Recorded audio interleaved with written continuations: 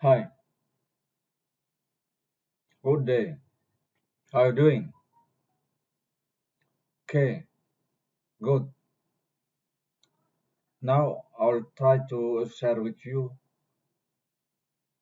the principle of the delivery system. The delivery system inform or explain about the point of entry of the drug into the human body. There are several point of entry to human body that depend on characteristic of the drug and the patient. Now let's see a bit about the history of drug discovery. For example, morphine. Morphine got from opium plant and was used in ancient civilization for various medical purposes and in religious ceremony. Opium is produced by drying the latex that exudes from the capsule of the poppy. Around 85 till 1820, a number of individuals simultaneously reported the isolation of crystalline alkaline material from the poppy latex, and Frederick William Saturner in 1783 till 1841 saw in 1811 the administration to dog made the animal sleepy. Then the true benefit of morphine as a pain relieving agent only became apparent after the invention of hypodermic syringe by Alexander Wood in 1853. Morphine found great utility in the Civil War, but since ideal dosing was not established, also caused many deaths. The chemical structure of morphine was not established till 1923 when John Watson Gulland and Robert Robinson succeeded in deciphering this structure. Now let's see another drug, penicillin. In 1928, Alexander Fleming, a bacteriologist at St. Mary's Hospital, had returned from a vacation when, while talking to a colleague, he noticed a zone around the invading fungus on an agar plate in which bacteria did not grow.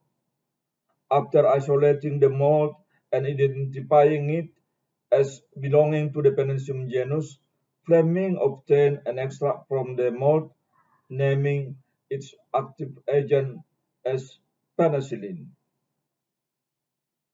He determined that penicillin had the antibacterial effect on Staphylococcus and other gram-positive pathogens. Now let's move to the drug delivery.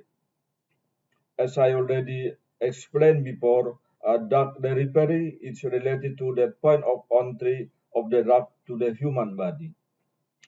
The appropriate administration of drug through various routes in the body for the purpose of improving health. And this drug delivery is highly interdisciplinary. It has recently evolved to take into consideration such as drug physicochemical properties, body effect and interaction, improvement of drug effect, and patient comfort and well-being. Now let's start from oral. This is the oldest route which has been used for conventional and novel drug delivery. The main two reasons for considering this route is the highly preferred one are easy of administration and the highly accepted and or comfortable for the patient. Traditional oral delivery system consists of, let's see, tablet, capsule, gelatin capsule, suspension, and adhesive. Advantage of oral delivery consists of convenient in administration, non-invasive, accurate and measured dose, unit dosage form, higher compliance, and cheap for a patient.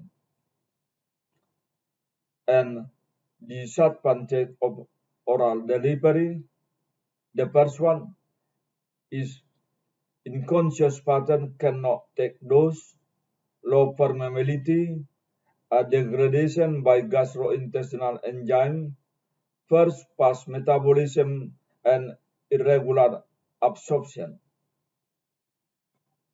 Now let's move to buccal or sublingual. A tablet or chewing gum are placed on the tongue and between cheek. The advantage of this point of entry are bypass first pass metabolism, rapid absorption, and low enzymatic activity. And disadvantages of this sublingual technique are discomfort during dissolution, probability of swallowing loss effect, and small dose. And let's discuss about rectal. As a suppository are placed inside rectum and it's made at body temperature to be quick effect. Disadvantages are two. The first one, bypass the purpose metabolism useful for children or sometime for old person. And disadvantage of this point of entry consists of absorption depend on disease state, a degradation by bacterial flora, and uncomfortable. Now let's move to intravenous. Drug in liquid form is administered directly into blood by injecting in vein with the help of sterile injector. The advantage consists of drug 100% bioavailable, rapid response, can administer drug degradable in stomach, and bypass first pass metabolism. And disadvantage consists of invasive, trained personnel, possible toxicity due to incorrect dosing, and sterility. And let's move to subcutaneous. Liquid drug is administered in subcutaneous tissue by injecting with injector. Advantage consists of patient self-administration, slow complete absorption, bypass ppm when placed at lower part of rectum, and disadvantage consists of invasive, irritation, inflammation, and maximum dose volume of 2 milliliter. Then let's discuss about intramuscular. The liquid drug is administered in the muscle tissue by injecting with injector. Advantage of this intramuscular consists of drug is absorbed slowly, so prolonged effect. larger volume than subcutaneous and bypass first-pass metabolism. And the disadvantage of this intramuscular consists of invasive patient discomfort, irritation, inflammation, and may require some training. Then let's discuss about transdermal. The medical treatment will apply on the body surface such as the skin or mucous membrane. This route of administration significantly associated with local effect rather than systemic effect. This route will transfer the active ingredient directly to the systematic circulation without gastrointestinal and or liver metabolism. Now, let's see point of entry of a transdermal. You can see from this slide how can this drug inject to the body by using transdermal technique or transdermal point of entry. Then inhalation. The medical treatment will directly reach the lung. By this way, this route considered the route of choice to avoid systemic effects such as increase the bioavailability of the drug in the system, and this route considered as the first choice in the treatment of respiratory disease. Now let's move to novel drug delivery system. This delivery system is a combination of advanced technique and new dose form which are far better than conventional dosage form and improved medical device. It improves drug potency, control drug release to give a sustained therapeutic effect, provide greater safety, and target a drug specifically to desired tissue.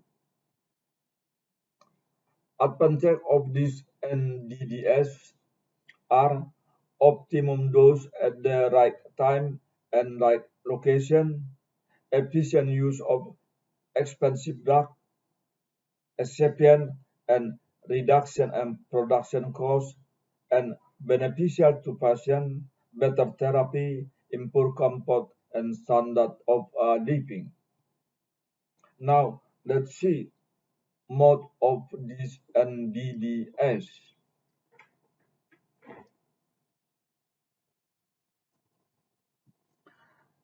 Target drug delivery system.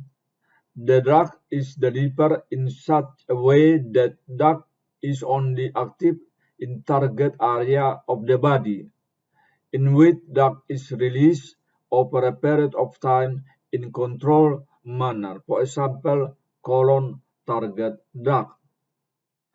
Controlled drug delivery system. Release of drug is for long period. In this, the rate or speed of which the drug is released is controlled by modification of formulation. For example, nifedipine. And the other one is modulated drug delivery system. Here, the rate of the drug release is controlled and modulated by devices such as nebulizer, metered dose inhaler, and etc. I think that's all for this moment. Thank you so much for your attention, and I do hope that you can join this sharing knowledge in near future. Thank you so much again. See you. Thank you. Bye bye.